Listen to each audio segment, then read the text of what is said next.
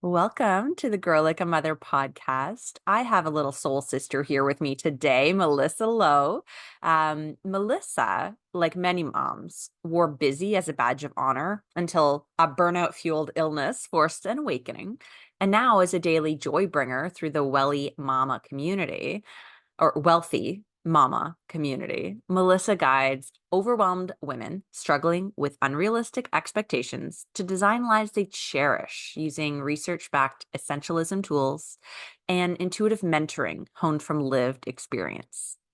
What I specifically love is that Melissa doesn't just offer more hollow self-care tips. She really helps women filter the excess noise like shoulds from others, society, and yes, even those relentless inner critics too. So today our conversation is going to be all about nurturing your well-being as a busy mom. Welcome to the show, Melissa. I'm so excited to have you. I am so excited to be here. I've been looking forward to this conversation.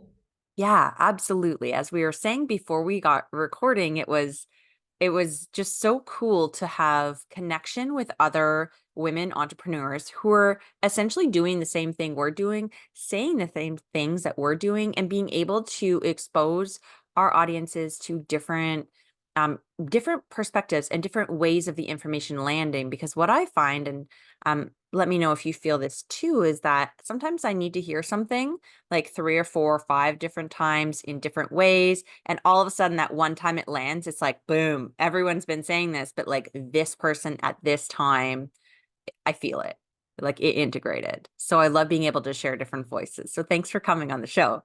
Oh my God, thanks for having me. I 100% agree with you. I see it with my kids in school, right? They have a certain amount of math teachers, and we're trying to describe how to do fractions. I might be doing it all the ways I learned it, but this one particular way that the teacher talks about, and maybe it's the same way, but just the way they explain it because of all their lived experience, it just connects and it just makes the case for why each one of us needs to show up and do the work we're called to do, because there you have like your people out there waiting to hear it the way you can say it, right? So Totally. I know sometimes we can feel like, oh man, it's so saturated, or why would I go out and do this? So many other people are already doing it.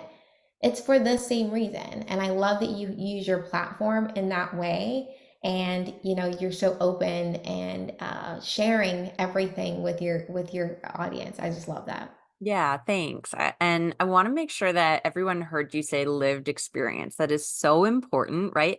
Can you tell us like a little bit about your lived experience and what got you here to this place where your passion and your purpose is supporting working moms? Yes, I did not set out. I mean, at least I thought I was doing pretty okay. Like I had a really great job. I was in leadership and just, living the hashtag like good life, but I wasn't happy. And I was seriously burnt out, working 60, 70-hour weeks most weeks. So I ended up leaving my job for no job, like, which was absolutely bonkers to kind of find myself and quiet all the noise. I didn't really recognize myself anymore. I was really angry and frustrated.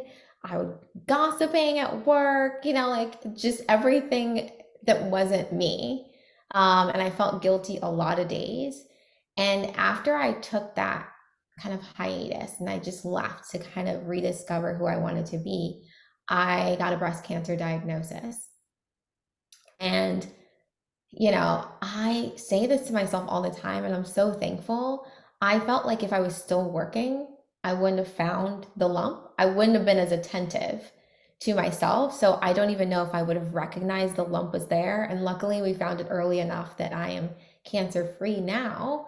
But at the time, I was almost convinced I was going to die when I got the diagnosis. It runs in my family, and let's just say the outcomes are not great in my family. So it made me reevaluate everything in my life. It made me look at my life so honestly, without all of the fluff. And I was very disappointed. I had a lot of regret, a lot of things that I didn't do in my life that I wanted to do. And I realized I was just living really small and scared. And I kind of like threw my hands up, head to the ceiling, was like, God, if you let me live, like I promise I'm gonna do things differently. And we do that. We see it in the movies, right? It's so dramatic. But because I am still here, I'm trying my best to be obedient and to do things that like really come from me and not from the external, which is what I was doing before. And it led me to coaching. It led me first to sharing my story about being a breast cancer survivor and going through my treatment. And someone said to me while I was doing that, have you ever thought about coaching? Like, I think you'd be a great coach. And I was like, I don't know what you're talking about, ma'am. Like, I'm a data analyst. I do numbers. I don't do all this like woo woo stuff. And but she planted a seed. She planted a seed, and that seed grew whether I wanted it to or not. And I started to kind of accept it and say, you know what could this look like? I just started having conversations, ended up doing my certification, and I started talking to everyone first. And then I said, okay, no, I want to work with women based on the conversations I'm having. And then as I was talking with more women, I was like, oh, working moms, you are my heart. No one is coming to help us. We're not asking for help, but we need it so desperately. And so that just became my mission, right? And I wanted to help moms, working moms especially, not go through what I went through, which is I'm a Christian, so I believe that God like sent me this wake up call, and I just don't want anyone else to experience it in the way I did. So I'd rather like be the one who's like sounding the alarm, like, hey, we can do things differently. I promise it's better. So this is kind of what led me here, and I'm so happy that like God gave me the call, even though I don't wish it on anyone. I'm glad that I get to experience life in this way. Mhm. First off, I just love your energy so much. There's just, man, so much goodness coming from you. You're the real deal. And thank you for explaining the process of what happened in your life, because as I'm hearing your story, I'm hearing the pivotal points of like, okay, this led to this meeting, led to this conversation, right? And everything happened um almost to say like for a reason, which is never a nice thing to say when we're talking about a challenging situation. But from an outside perspective, as a listener and an observer of the story, I can see all the pieces that fell into place to bring you to your true purpose, because this is what you're meant to do. And I love how you do it in the Wellthy Mama community. Can you tell us about that? And just for anyone who hasn't yet checked out the show notes, it's Yes. Wellthy, wealthy, right? So tell us about that. Yes. So as I was saying, I love working with working mothers, and I really wanted to make self-care kind of the center of everything, because that's the one thing we don't do as moms. We do not take care of ourselves, but we're so good at taking care of everyone else, right? So it's so ironic. I lost myself in motherhood. There were things that I could not answer. My kids would ask me, "Oh, mommy, like we'd be coloring. What's your favorite color?" I'd be like, "Huh." And like it would take a very long time, and I sometimes would make up something to have an answer. But I was like, "Oh my God, like I really don't know anymore, like what my favorite color is." So it just started to bring out all of these things in me that I could answer about every other member of my family, but I couldn't answer for myself anymore. So the Wealthy Mama community is a space where moms just kind of learn how to be themselves again. Openly, honestly, we're big on like play and having fun again. Like all the things that we create, the experiences we create for other people, it's like loving yourself in that way. So and it's also about finding connection and community, which is super important to women, Mhm. especially. We think, oh, self-care. I always say that self-care has the word self in it, but it's not meant to be done alone. Like, it's not. Like, you need community. We need friendships. So bringing women together to have authentic spaces, to journal together, to have real discussion, to maybe make a friend or two, like that's what the Wealthy Mama community is all about. Okay. I heard you say journaling. And in some of the information that you sent me, I was reading about these journal prompts that you give the community. Tell me about those. How are those powerful? What's the purpose behind them and the power of doing them together? Yes. So I actually created my first journal. It was a labor of love. It took me 18 months to get it out into the world. And I released it in December for Christmas. I ordered 300 of them. They all sold out by January, which was bonkers. I didn't believe that I could do that. So, but the journal prompting, it's really about reflection and having intentionality in our lives. So, as mothers, we make so many decisions, and we get to a point where we're just like, I'm done. I'm not making another decision today. Nobody asked me anything. Figure out food, figure out what you're going to wear. Like, I don't even care anymore, right? So, when it comes to having women journal and reflect on their lives, it it helps you make decisions better, faster. It helps you make decisions that align with what you actually value. And I think it at the end of the day, the goal is to design a life that you're excited about. Not that one that people agree with, not that one that looks good from the outside, but one that you actually wake up excited to live. And that looks very different for each one of us. So the only person who can do that work is you. So that's why in my newsletter, why I created the journal and anything that I do, while I have my journaling community that we meet monthly, it's the reason I can't do that work for anyone, even as a coach. You still have to do the work. So I'll always have prompts out there in the world. Yeah, I love that. And it all comes back to figuring out how to reconnect with yourself because that's the starting point, right? As you said, you have to be the one willing to do the work, but in order to do the work, you have to like dive deep and remember like, "Oh, who am I? What's my favorite color? What do I like?" And give yourself the space to be able to ask and answer these questions, right? Half of the problem, and I think why a lot of moms get stuck is that they can't find the space to do the work, right? It's so like chaotic and busy, and there's always someone literally or figuratively like pulling your strings. And how did you find, or how do you encourage your moms to create the space for themselves to do this? Yeah, it's a great question. And it's why I implement so much time management into what I do, because I started wanting to do the self-care, but I kept hearing, I don't have the time. Yeah. I don't have the time. So at some point, I had to address the time. I had to address the precursor to the self-care, right? You need time to do it. And, I like to focus on, so I love the book, The Lazy Genius. I, Oh, I, I don't I know think, that one. oh my God, please read it, listen to it. I think listen to it because Kendra Adachi Okay. she's so expressive, and she's just so hilarious Okay. that and she reads the book in her voice, right? So, she talks about doing actions that are small and a little bit ridiculous. So I call them tiny, ridiculous actions.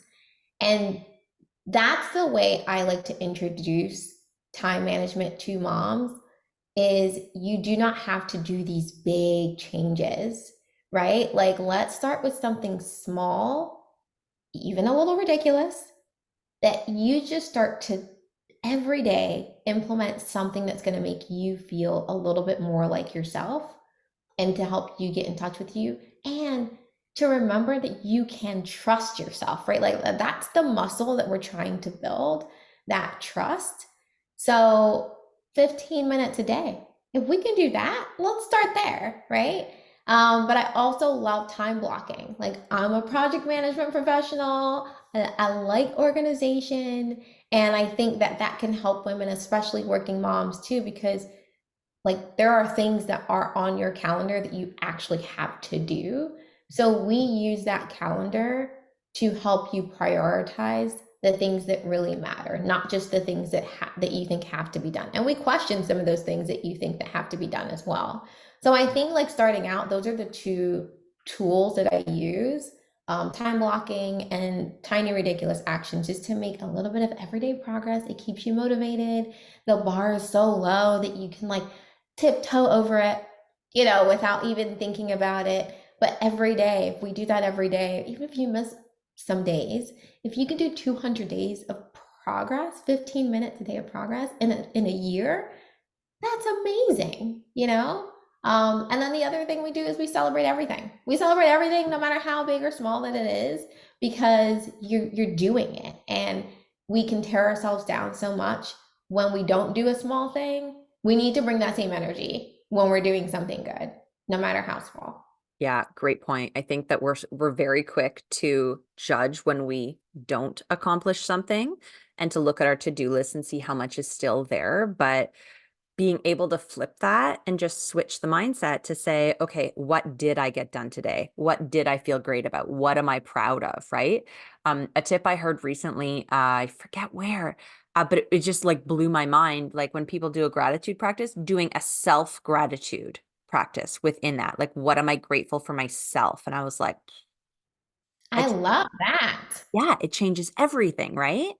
Yes. So Ooh, I'm gonna try that. Thank yeah. you. Yeah, I've been doing it. And I'm like, yes, I'm awesome. I'm so proud of myself for, whatever it is. Um, I think that's so cool.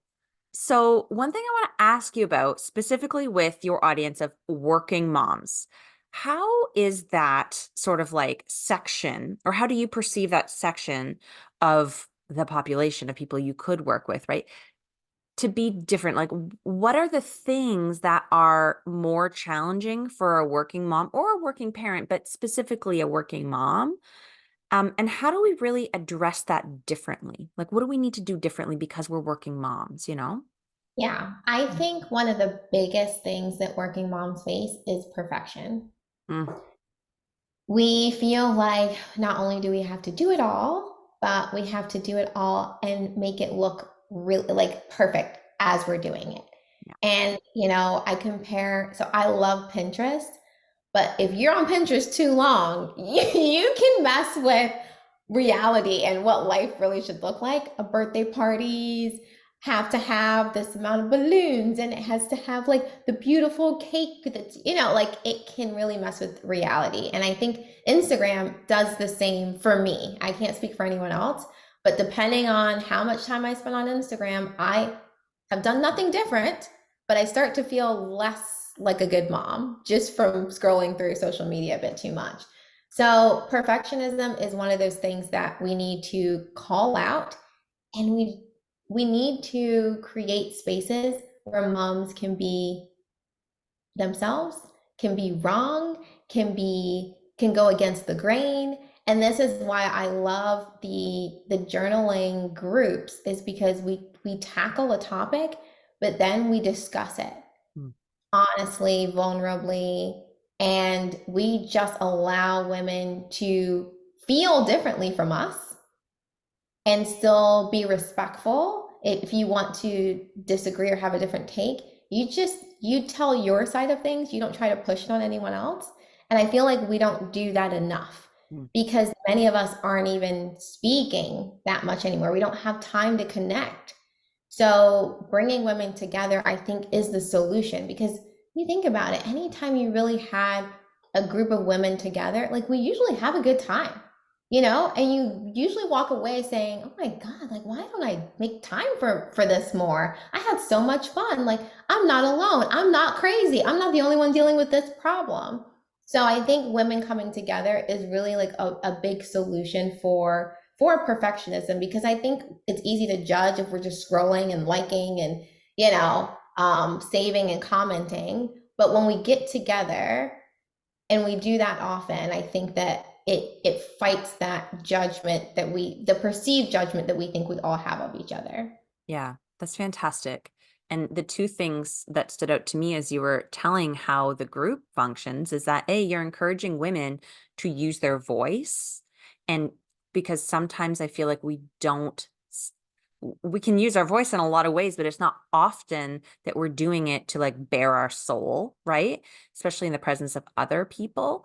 But you're creating a safe space and you're teaching these same women to express themselves and also hold space for other people. And those two skills together are not only going to help them in their motherhood, like in their personal journey and their motherhood community, but also in their relationship with their spouse or their boss or their children in their community.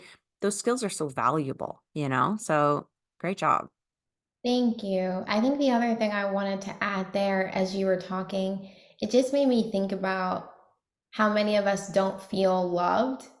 And I think that it's because we don't show up as ourselves. So we don't present ourselves in order to be loved. So the person that we're being every day is a presentation, is a bit of a facade, a perfectionist. So it's like it's like we're setting ourselves up. We're setting ourselves up, we're saying, I don't feel appreciated, I don't feel loved. And maybe we're not even saying that. We're just feeling disconnected from the people that matter to us. But I just want women to have a space, even if it's not my space, any space where you can be yourself regularly, where you can practice that so you can be that with the people you care about, so that when they actually want to love on you and support you and encourage you, you feel it and you can receive it. So I think that's something that I want to see more of for sure. Yeah, I love that. And I love that your community offers that. I mean, it's it's so interesting that we often will, like you said, present a different version of ourselves. And then the flip side of that conversation too is if people do love on you for that version, you still feel empty because it's not the real version, right? Like it's not actually you. So I think the answer is always show up as yourself authentically, surround yourself with support and people who are going to hold space for you to be that authentic version of yourself. And you're going to feel more confident. It's the small steps, it's the practicing the muscle, right? It all comes together. It's amazing. Yeah. Yes. I loved how you summed that up. That was perfect. Yeah. um, I want to invite, of course, all the listeners to join your community. Where can they find you? How can they work with you? Where can we experience more of Melissa? I would say, so I have a YouTube channel, and I think that would be the best place. That's where I am most regularly. I have a love-hate relationship with Instagram, so sometimes I take like 6 month breaks. But I'm on Instagram today, so you can find me at the Wellthy Mama Co. on Instagram, and that's WELL, and also the Wellthy Mama on YouTube. I have a Substack, but all that information is linked on YouTube, so I think YouTube is like the best place to find me. And I post videos every 2 weeks to help women. And then the newsletter is a place where you'll get those prompts regularly and then just kind of reflections from my own life that hopefully you can relate to as a working mama. Yeah, and I'll make sure everything is in our show notes so that it's easy access.